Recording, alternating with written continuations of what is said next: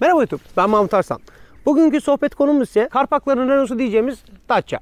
Ama bir farkla 7 kişilik modeli. Yani piyasadaki en son 7 kişilik uygun fiyatlı aile otomobili veya hani inşaatların otomobili, şantiyelerin vazgeçilmezi, filoların gözbebeği diyeceğimiz bir otomobil. Dacia Logi 7 kişilik. Bugünkü sohbetimizde sizlerle nasıl bir araç, artıları neler, eksileri neler, hani Dacia'ların kronik arızaları yok diyorlar ya, gerçekten Dacia'nın kronik arızası var mı yok mu, bunları konuşacağız. Karşınızda Karpakların Renault'su Dacia.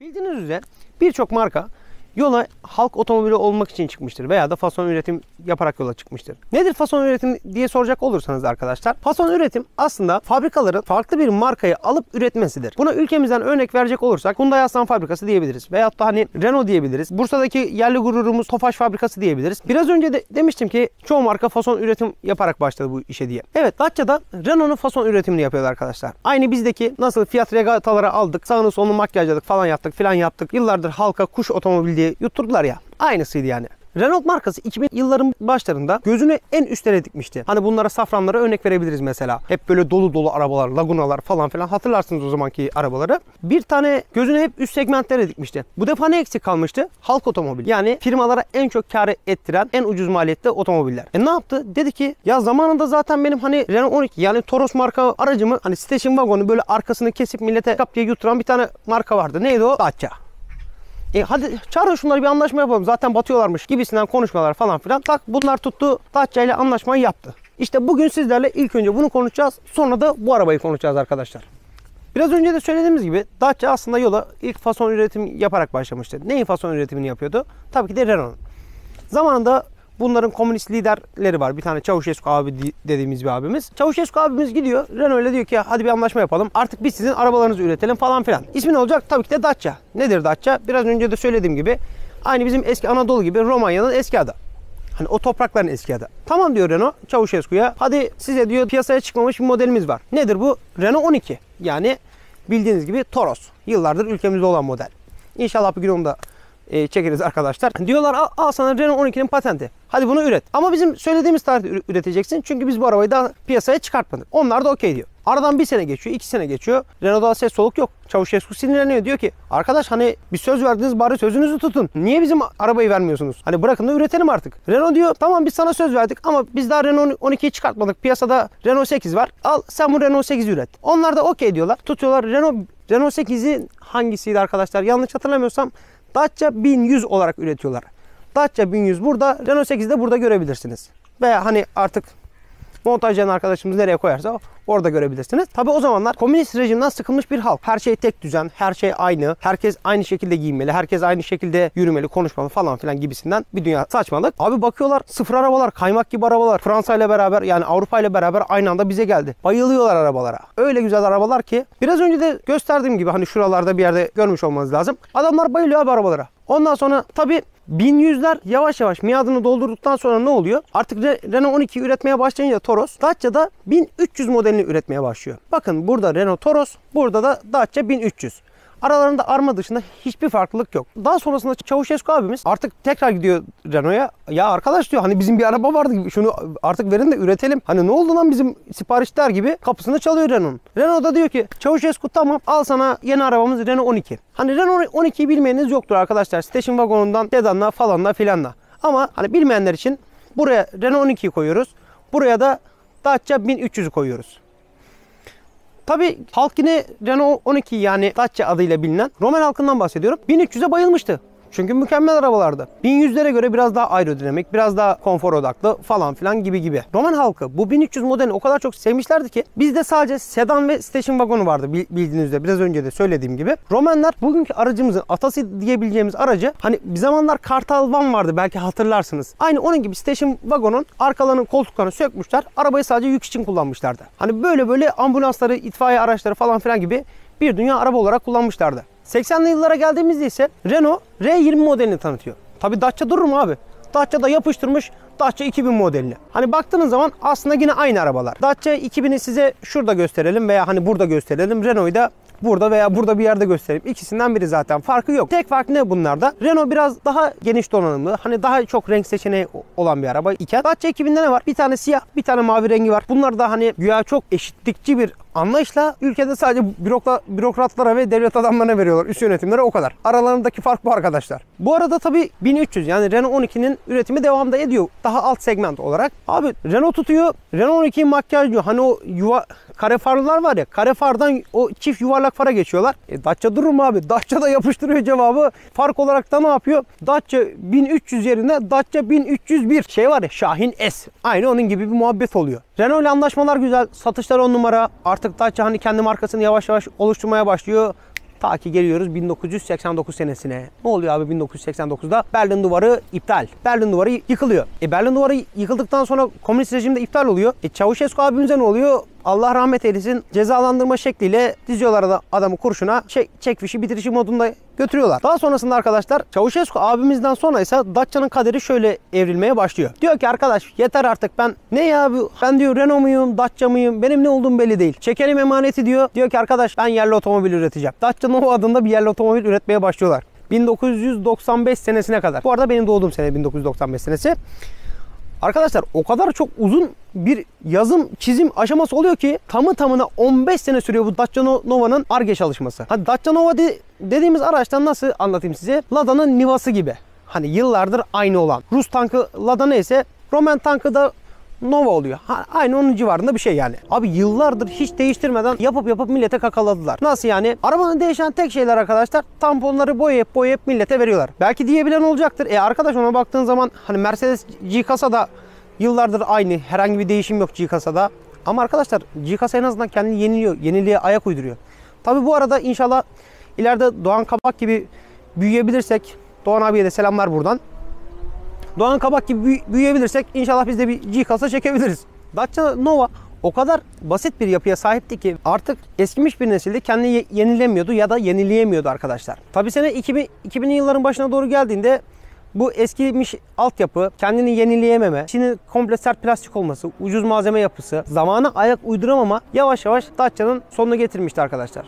Dacia artık iflas bayrağını çekmişti. Dedi ki aman ben iptal. 2000 yılının sonlarına doğru eski üvey kardeşi imdadına yetişti. Dedi ki bundan sonra bu çocuğa kimse karışmayacak lan. Bu dedi benim üvey kardeşim. Üvey kardeşim olarak da kalmaya devam edecek. Tuttu Renault yani eski kardeşi Dacia'yı satın aldı arkadaşlar.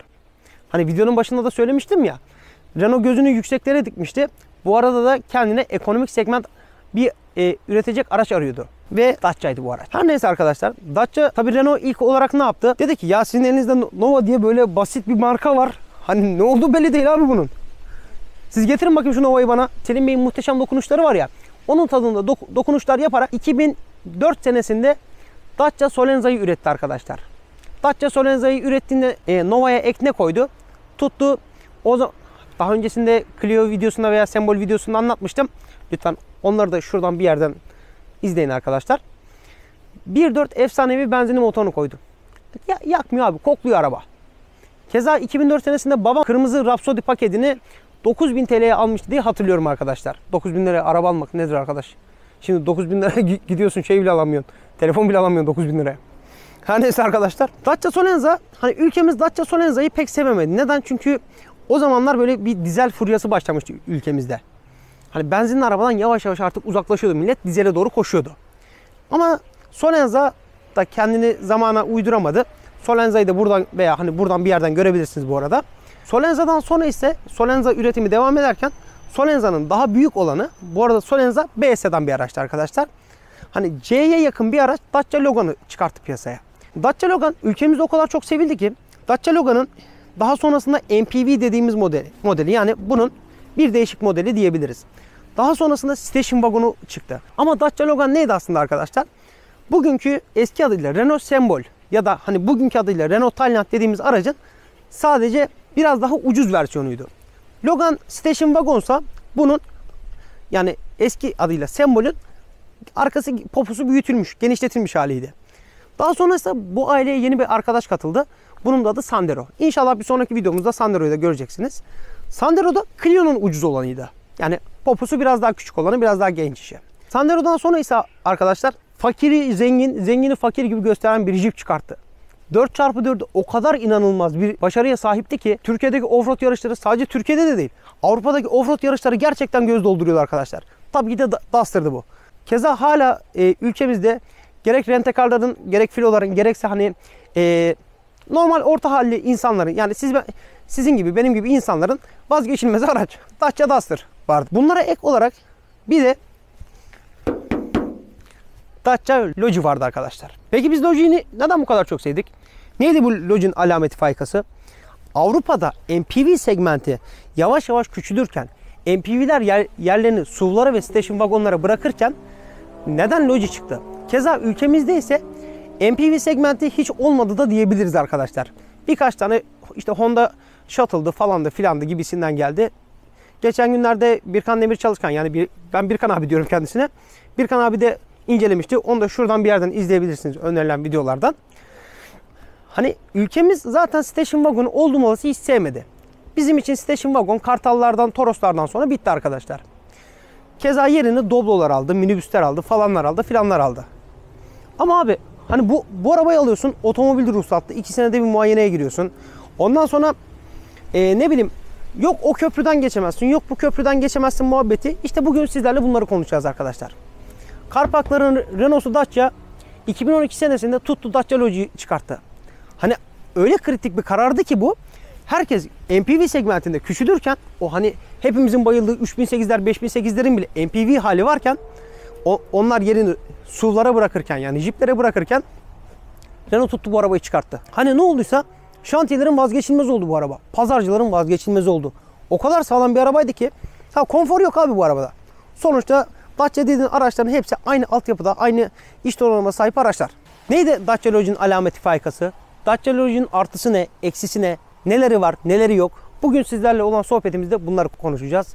Karşınızda günahıyla, sevabıyla Dacia Logi arkadaşlar. Dacia Logi'ye dışarıdan baktığımızda arkadaşlar, hani böyle ilk başta cenaze arabası gibi dursa da bence gayet tatlı, gayet şık duran bir tasarıma sahip. Hani önden böyle köpek yavrusu gibi duruyor aslında. Aracın tasarımını dışarıdan baktığımızda arkadaşlar nelerimiz karşılıyor? Burada kocaman bir panjurumuz var. Kocaman bir Dacia armamız var. Altında plakalığımız var. Çizgi Rentekar bu arada teşekkürlerimizi sunuyoruz bize araç tedarik desteğinden dolayı. Çizgi Rentekar ve Doğuş Bey'e ayrıca. Farlarımız var. Farlarımız gayet güzel. Halojen farlar, gayet basit. Üst tarafta gündüz farlarımız var. Alt tarafta hemen sinyallerimiz var. Ortada ise normal uzun kısa farlarımız var arkadaşlar. Alt tarafına geldiğimizde ise sis farlarımızı görebiliyorsunuz. Aracın kaputunda kocaman, adeta ben ekonomiyim arkadaş, benden bir şey bekleme der gibi duran 2 tane silecek fiskemiz mevcut. Aracın şöyle yan tarafına doğru uzaklaştığımızda ise, bugün hava biraz yağmurlu, kusura bakmayın, biraz çamurlandı araç. Burada siyah renkli yan aynaları görebiliyoruz. Yan aynalar gayet güzel. Hani biraz fazla ses çıkarsa da yüksek hızlarda yeterli derecede. Burada yan sinyallerimiz mevcut arkadaşlar. Aracın yan tarafında ise arkadaşlar şöyle alt tarafta gördüğünüz üzere boydan boya bir çıtamız mevcut. Burada kaldırmalı kapı kulplarımız mevcut. Kapı sesimiz bu şekilde.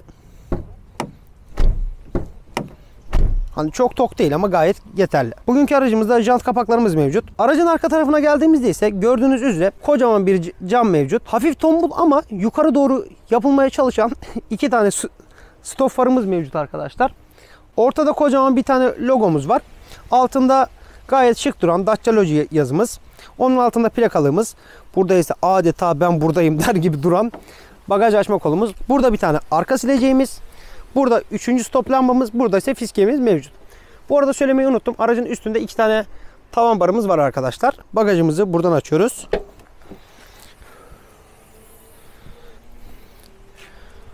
Gördüğünüz üzere hani şu anda aracın 7 koltuğu birden açık. Bu halde 270 litre saklama alanına sahip arkadaşlar. Kullanım alanına sahip. Aracın bagaj kapağında şöyle ufak çaplı bir tane kaplamamız var. Sert plastik gördüğünüz üzere. Aracın arka koltukları nasıl kapanıyor dersek de şurada görmüş olduğunuz tuşu böyle aşağı doğru bastırıyoruz. koltuğu ittiriyoruz. Bu ikili koltuk arkadaşlar, tek tek olmuyor. Bunu da aynı şekilde buradan bastırıyoruz. Koltuğu ittiriyoruz. Evet, şu anda da kameraman arkadaşımız Yunus. Yunus merhaba de arkadaşlara. Herkese merhaba. Yunus arkadaşımız arka koltukların nasıl açıldığını bize gösteriyor arkadaşlar. Bu şekilde alttan çekme kolları var. Onları kaldırıyorsunuz ve şu şekilde koltukları açabiliyorsunuz. Şu anda ise bagajımız 670 litreye kadar büyüdü arkadaşlar. İsterseniz şimdi aracın içine geçelim. Buyurun. Dacia Logic'in içine geldiğimizde ise bizi gördüğünüz üzere 4 kollu bir direksiyon karşılıyor arkadaşlar. Hani gayet şık. Üzerinde metal kaplamaları olan, herhangi bir tuşu olmayan bir direksiyon. Burada far tuşlarımız, göstergelerden de gördüğünüz üzere ön sis, arka sis tuşumuz. Burada havalandırma menfezimiz mevcut. Elektrikli ayna ayarımız, ESP tuşumuz. Şu aşağıda saçma bir yerde de olsa far ayarımız mevcut. Her yeri sert bir torpido. Burada kapaklı bir saklama gözümüz var. Burada bir tane ruhsat koyma cebimiz var. Burada bir aynamız var. Kapaklı fakat ışıksız. Burada bir iç aydınlatmamız mevcut. Makyaj aynamız var burada. Herhangi bir kapak ışıklandırma yok. Sürücü tarafında herhangi bir tutma aparatımız yok. Fakat diğer tarafta mevcut.